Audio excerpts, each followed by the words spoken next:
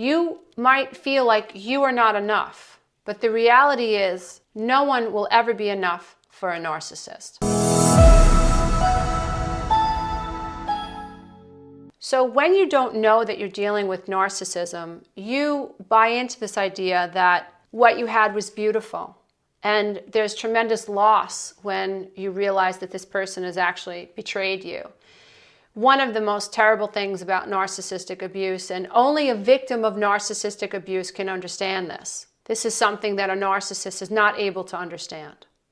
But only a victim of narcissistic abuse could really understand. And I'm not playing the victim card. It just is a fact. When your mind has been twisted deliberately by a manipulative person, by someone with tremendous character flaws, by someone who lacks empathy for what they say and what they do, how that makes you feel, the consequences of that to you. A narcissist could never really wrap their mind around how debilitating it is to find yourself at the end of narcissistic abuse, questioning your reality, the tremendous self-doubt, the insecurities, the shame. How could I let this happen to me again? I'm a smart person. How could I stay in this relationship with this person for so long? The signs were there. How could I ignore these signs? You feel so bad about yourself. You feel raw. And so many people you bump into say, well, why didn't you leave him? Or why didn't you leave her? If it was that bad, why didn't you leave? Why did you stay? Right? It just adds to the confusion. It adds to the extreme panic you feel, the insecurities that you feel, and how vulnerable you feel, and the powerlessness you feel as a result of narcissistic abuse. When you think that the person that has betrayed you is the person that you actually believed was real, it's devastating. So one of the things that I say to my clients who have discovered that their narcissistic spouse has cheated on them, I ask them to recognize the narcissism for what it is. Identify the traits. The other thing that's really important is to recognize that the cheating, and it's going to sound a little nonsensical, but bear with me. The cheating really had nothing to do with you. You might feel like you are not enough. But the reality is, no one will ever be enough for a narcissist.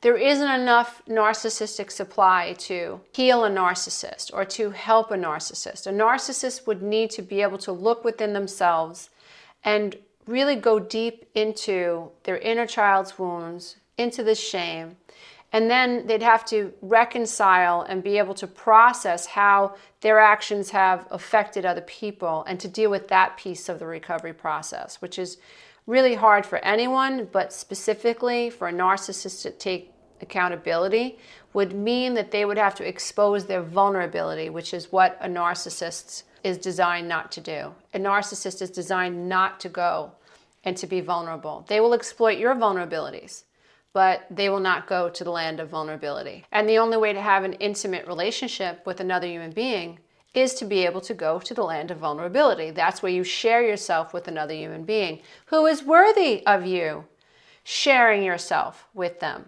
I love what Brene Brown says, like, you really should only care about a few people when it comes to your vulnerabilities, right? And what other people have to say, you really have to slide it off the table. Because there are people out there that will just hurt your feelings for the sake of doing it. They're more narcissistic.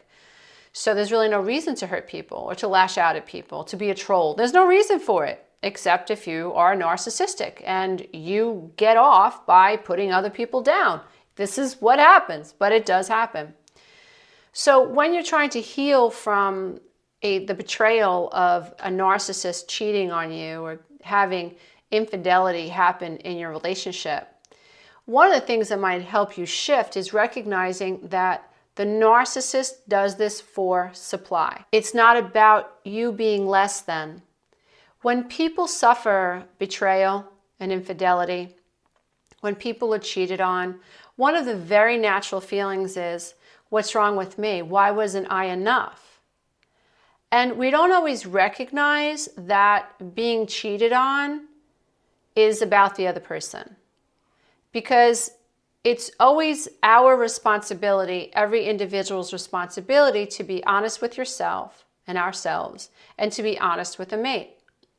If your mate was not happy, then the healthy thing to do, somebody with intact character, would tell you, I'm unhappy and I would like to do X, Y, and Z, and I would like to work on X, Y, and Z because I'm so unhappy.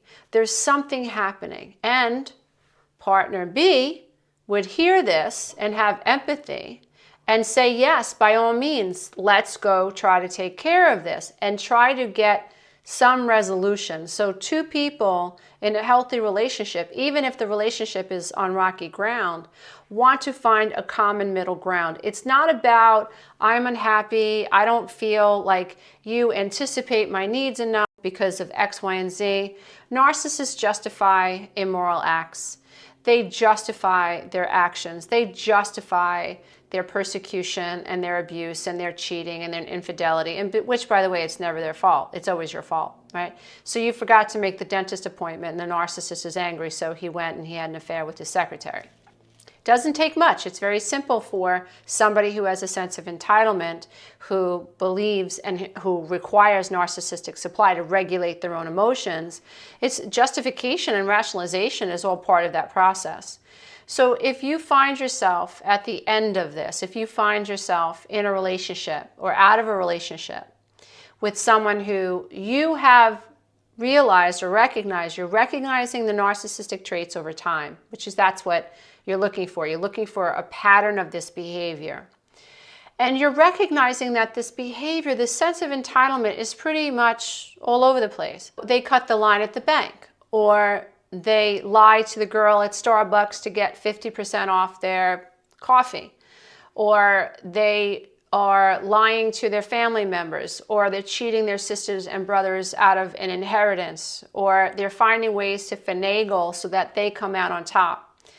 If you're discovering that they are arrogant, if you're discovering that they are rude, that they are obnoxious, that they are self-righteous, that they persecute people that disagree with them, if you find that they're generally not agreeable, they have high conflict personalities, and you're pulling away from this now, you're looking at it very objectively. You're no longer the person that's trying to make excuses and trying to figure out how you can say what you need to say to make this work. You're not that person anymore. And that's what coming out of betrayal and discovering that someone has cheated on you, it offers you that space to peel back and be a little bit objective about what's going on. Because before someone cheats, there's always going to be an opportunity to not cheat, obviously.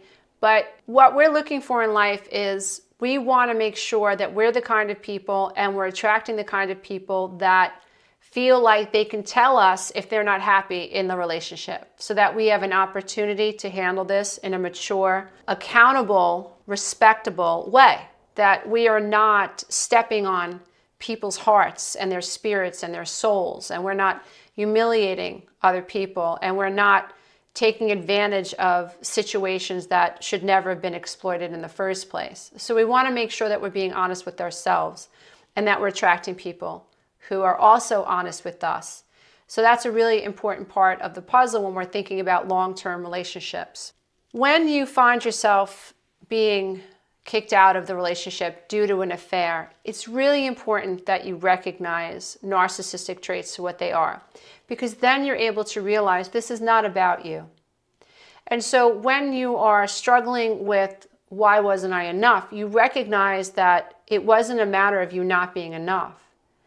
Narcissists cannot have stable, loving, balanced relationships. They can't, because in order to have a stable, balanced relationship that actually grows over time, doesn't devolve, actually evolves, a narcissist needs to have empathy. And not just a little bit, not just once in a while, not just when it suits them. They need to have empathy. Long-term relationships between partners, there's empathy involved. Partner A can have empathy for partner B, and partner B can have empathy for partner A, and it's consistent. It's the fabric of the relationship. It's like the foundation of a skyscraper. Without empathy, without respect, you really can't build anything. Everything's first floor and it's always rocky. The storm comes and the windows break and the foundation cracks even more. And that's what it feels like when you're in a relationship with someone who has high narcissistic traits. You can't get from point A to point B, and everything feels insecure. You never know when the next shoe is going to drop, and you're in this perpetual state of trying to figure out how to get this person to hear you. It's infuriating, it's frustrating, and by the end of it, you're quite angry, seething below the surface as well. Part of my advice that I can offer you at this point is to recognize that if this person has high narcissistic traits, it was never about you. It's about them. It's about a hole within them. It's about needing to attract people and pull people in their life that are able to and are willing to, and oftentimes through the idealization of this other person, hold up a mirror for them that tells them, reflects back to them, this false self. And when you're in a relationship with someone for an extended amount of time, and you're seeing the idiosyncrasies that you don't like, it gets really difficult to continue mirroring back this idea that this person's just amazing. You want to get from point A to point B, and that will frustrate someone with high narcissistic traits, and that will cause them to have a narcissistic injury, and then to bounce back, they need another source of narcissistic supply.